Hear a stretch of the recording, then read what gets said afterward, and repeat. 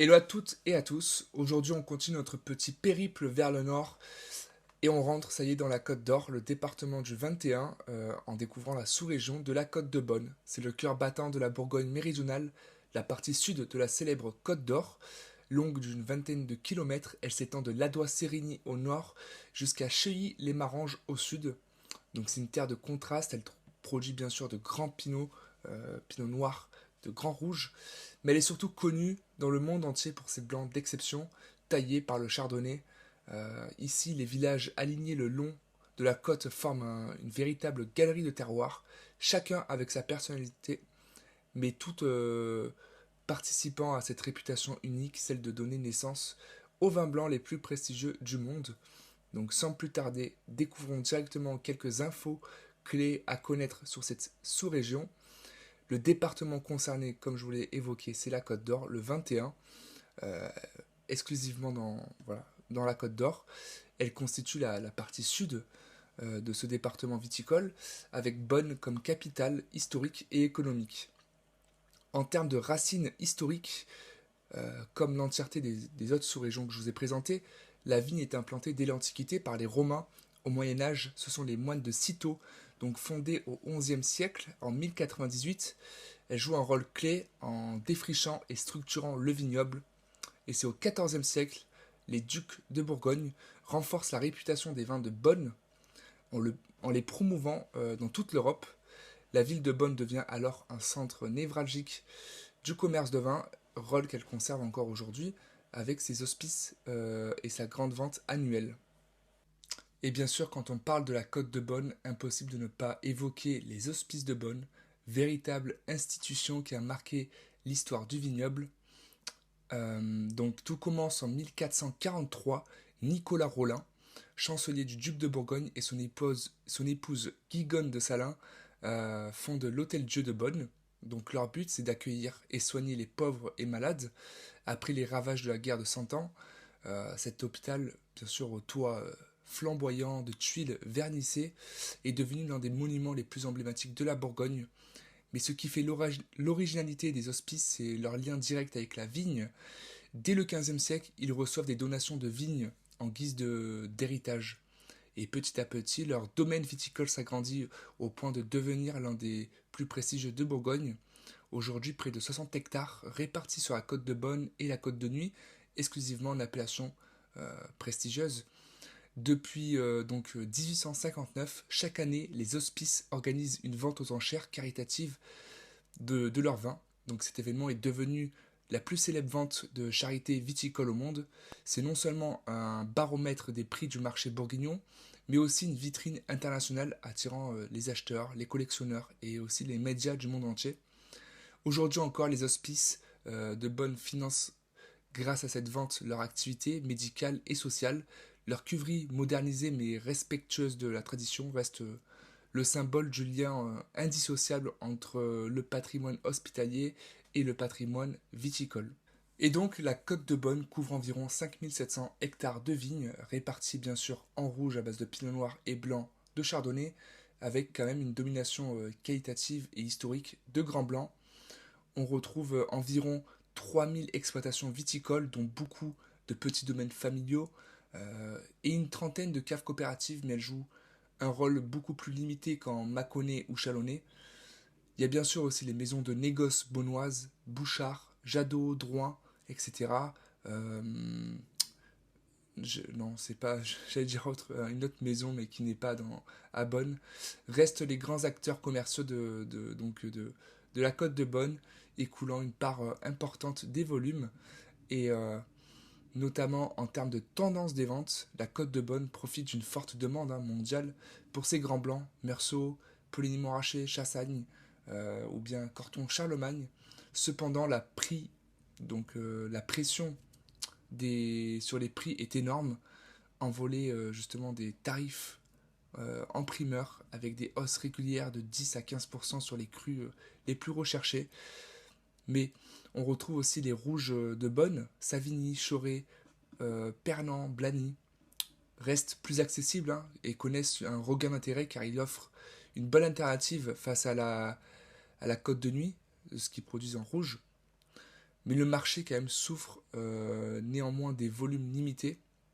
En fait, il souffre en termes de rendement, mais en termes de vente, il y a toujours une forte demande hein, pour Bonne et la Côte de Nuit, et le vignoble de Lyon aussi, qu'on verra un peu plus tard. Mais c'est vrai qu'il souffre au niveau de la production. Le gel en 2016, en 2021, la grêle en 13 et 14, et aussi la mouche Suzuki, si on en fera un cas particulier, en 2014. Donc ça a marqué la région, renforçant bien sûr la rareté et donc la spéculation. Et parlons de terroir et géologie, donc la côte de Bonne, c'est le prolongement naturel de la côte de Nuit. Ici, tout repose sur le socle calcaire du Jurassique, hein, formé par le bâtonien, enfin haut bâtonien et haut bajocien. Mais ce qui fait la richesse de cette côte, c'est leur diversité. On passe d'éboulis calcaires à des marnes blanches, d'argile profonde et des sols ferrugineux. Cette mosaïque de sols sculpte des vins très différents d'un village à l'autre. Et pour distinguer certaines zones, on va faire un petit zoom. Euh, donc au nord, autour de Corton, Alox, Corton, Pernan-Vergelès, Ladois-Sérigny aussi, les coteaux forment un véritable amphithéâtre. Les sols y mêlent calcaire et marne ferrugineuse. C'est une particularité unique. En descendant vers Bonne, Savigny, Choré, les sols deviennent plus argilo-calcaires bruns, souvent profonds et bien drainés. Un peu plus au sud, contraste fort entre Pommard et Volnay. À Pommard, les argiles, c'est des argiles rouges riches en fer, donnent des rouges un peu plus puissants, charpentés, presque austères dans leur jeunesse. À Volnay, au contraire, les calcaires clairs et marnes, des marnes fines signent des vins élégants, soyeux, souvent considérés comme des vins entre guillemets hein, plus féminins, donc de la côte de Bonne, hein, je parle. Puis vient Meursault, royaume de grands blancs, charnus, hein, faut le préciser. Leurs marnes blanches et leurs calcaires argileux donnent des vins amples, beurrés, à la texture large. Alors la sensation beurrée vient de l'élevage, bien sûr, mais la texture vient du terroir aussi. Donc devenu très emblématique du style bourguignon. Et juste à côté, Pouligny, Chassagne-Montrachet, ont des blancs qui offrent un équilibre magique. Les sols donc de calcaire caillouteux, de marne blanche, apportent à Pouligny une tension un peu plus cristalline, une précision dite minérale, tandis que Chassagne donne plus de puissance et de gras. Et c'est ici que sur quelques hectares seulement que naît le mythique Montrachet, considéré comme le plus grand blanc sec du monde. Et enfin, à l'extrémité sud, Centenay et Marange, les sols y sont plus argilo-calcaires et parfois sablonneux.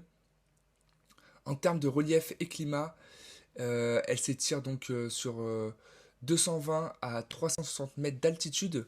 C'est un relief de coteaux sud-est et est, mais plus sud-est quand même, puisqu'on retrouve de belles maturités, et marqué aussi par la fameuse butte de Corton. Euh, donc côté climat, on reste bien sûr en semi-continental, des hivers froids, été chaud, automne lumineux, mais les risques sont bien réels, hein, comme je vous les ai évoqués précédemment. Gel printanier et grêle sont les grands ennemis du vigneron. Par rapport à la côte de Nuit, le climat y est un peu plus ouvert, c'est ce que je disais, ce qui explique la générosité et la maturité de grands blancs qu'on retrouve bien plus dans la côte de Bonne que la côte de Nuit. Et en termes de production par type de vin, c'est un peu le contraire de la côte chalonnaise. Donc contrairement à la côte de Nuit, la côte de Bonne est dominée par le blanc, environ 60% de la production.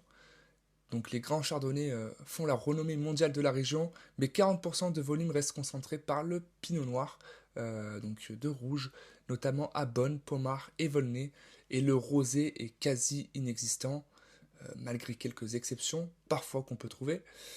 En cépage rouge, bien sûr, hein, je vous les représente plus, mais Pinot Noir, Pinot Beurreau, petite exception qu'on peut retrouver, mais c'est très marginal dans la côte de Bonne, qui est l'ancêtre du Pinot Gris. Le Chardonnay et la Ligotée aussi, de la Ligotée très confidentielle.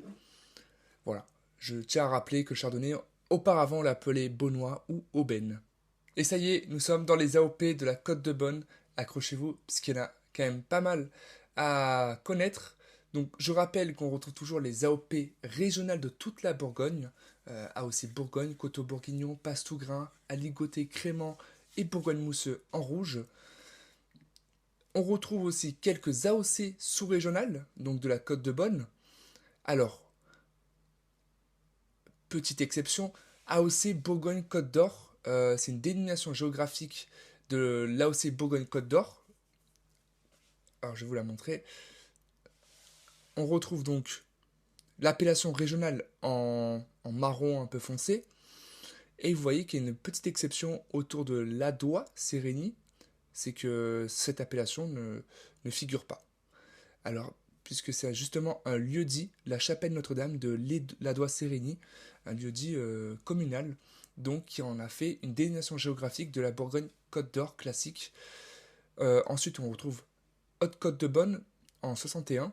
Donc c'est toute la partie, ce qui va se retrouver légèrement sur le plateau du Comblanchien. Donc la partie un peu bleu-verte. Très honnêtement, la couleur, je l'ai pas. Vous me direz c'est quoi comme couleur. Mais voilà, c'est toute la partie qui est un peu plus en altitude sur le plateau. D'où son nom, Haute-Côte de Bonne. Après, on retrouve l'AOC Côte de Bonne en 37 et Côte de Bonne village. Donc tous les villages de la Côte de Bonne, sauf Bonne, Alox-Corton, couvrons ces AOC communales. Il y en a pas mal à noter. Ce qu'il faut savoir, c'est que la majorité propose du rouge et du blanc, selon les proportions bien sûr différentes. Et il y a quelques exceptions, 3-4 villages qui produisent que du rouge que je vais vous présenter.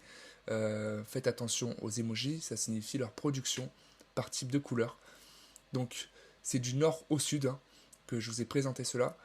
Donc AOC Ladois en 1937, 7 premiers crus. On retrouve Alox Corton à côté en 1938, 14 premiers crus qui est dominé par la montagne de Corton, partagée avec Ladois et Pernon-Vergelès. Donc celle-ci ne peut pas prétendre à l'AOC Côte de Bonne Village. C'est l'exception que je vous montrais plus haut. Pernon-Vergelès, donc 8 premiers crus. Et après, on retrouve Choré-les-Baumes et Savigny-les-Baumes. 22 premiers crus pour Savigny-les-Baumes. Alors, ce sont les 5 situés au nord de Bonne. Donc, on retrouve le plus au nord Pernon-Vergelès, comme vous voyez. Ladois Sérénie. Et Alox Corton, avec ses grands crus en rouge. Plus au sud, Choré-les-Baumes et Savigny-les-Baumes qui commencent à être un peu plus ancrés vers l'ouest. Et après, on arrive à Bonne, plus au sud. Donc là, AOC Bonne, rouge et blanc également, 42 premiers crus. Et on va retrouver AOC Pomard, AOC Volnay et Montély, un peu plus au sud. Donc celle-ci propose pas mal de grands crus également. Pomard 28, Volnay 29, qui inclut aussi le premier cru Centenot situé à Meursault, c'est une exception. Et l'AOC Montély, 15 premiers crus. Donc elles se suivent. Donc on a Bonne et un peu plus au sud, Pomard, Volnay et Montély. Et après, on va arriver sur les grands Meursault. Il y a aussi Océ-Durès et Saint-Romain. Océ-Durès, 9 premiers crus, Saint-Romain, 0. Donc les deux en rouge et blanc. Alors, petite particularité avant d'arriver à Meursault, sur l'ouest, Saint-Romain à la limite de les hautes côtes de Bonne.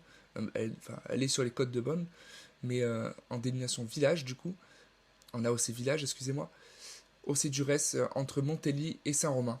C'est bien de savoir les situer parce que ça a son importance et même quand on fait des dégustations à l'aveugle, on peut se dire un peu plus au nord, un peu plus au sud. Tout est contrasté d'un village à un autre. On va retrouver l'AOC Blagny qui est une particularité comme Volnay et Pomard, elle ne produit que du rouge et à cette premier cru. Elle ne peut pas prétendre au code de Bonne Village. Donc Blagny, je connais pas la carte par cœur. Where is it? Eh bien là, petite question, je sais pas si elle est notée, mais ça me paraît bizarre. Blagny. Bon, je le trouve pas. Si je le trouve, ou si vous le trouvez, vous me dites. Mais en théorie, donc c'est du nord au sud, peut-être à côté de Montély. On retrouve là aussi Meursault en rouge et en blanc, pas qu'en blanc, ça peut être une erreur. Donc 19 premiers crus, Poligny-Montrachet et Chassagne-Montrachet, où là on retrouve des grands crus bien sûr, 4 à Poligny, 3 à Chassagne. Donc Meursault et après direction Poligny et Chassagne. Là on commence à être dans le sud de la côte de Bonne. Et après, on retrouve Saint-Aubin, Santenay et Maranges. Maranges, l'extrême sud. Euh, Saint-Aubin, c'est un peu plus à l'ouest, vous voyez, à l'ouest de Pouligny et Chassagne. Et Santenay et Maranges, à l'extrême sud. Alors Maranges, où se trouve-t-il? Je ne le vois pas non plus, mais c'est cette partie limite à la Saône-et-Loire. Alors concernant Blagny, je l'ai trouvé, alors précisément où on supposerait peut-être entre Meursault et Pouligny, et Maranges, hein, bien sûr, au sud, à la limite de la Saône-et-Loire, avec Santenay en voisin. Découvrons maintenant les grands crus. Alors fiez-vous bien aux émojis, enfin le code couleur blanc et rouge. On voit que Corton, c'est le seul grand cru de la côte de Beaune proposant des rouges, avec 25 climats en dénomination du grand cru, mais il existe aussi Corton classique, répartis donc dans 3 villages, Alox, Ladois-Sérigny et Pernan-Vergelès. Donc c'est ce gros bloc, vous voyez, qui est délimité en 25 climats. Donc le bois de Corton, hein, c'est ça, le bois de Corton, et juste en dessous du bois, on retrouve toutes les parcelles avec leur dénomination de climat. Donc départagées entre Pernan, Alox et à l'est, Ladois-Sérigny. Et ensuite, on retrouve Corton Charlemagne, enfin, donc décliné principal, donc Corton, excusez-moi, à 25 climats. Après, on retrouve Corton Charlemagne, donc à Alox, Ladois-Sérigny et Pernan, comme Corton. Charlemagne, c'est une aire incluse dans Corton Charlemagne. Et après, on va arriver sur les monts Rachets bien plus au sud. Donc,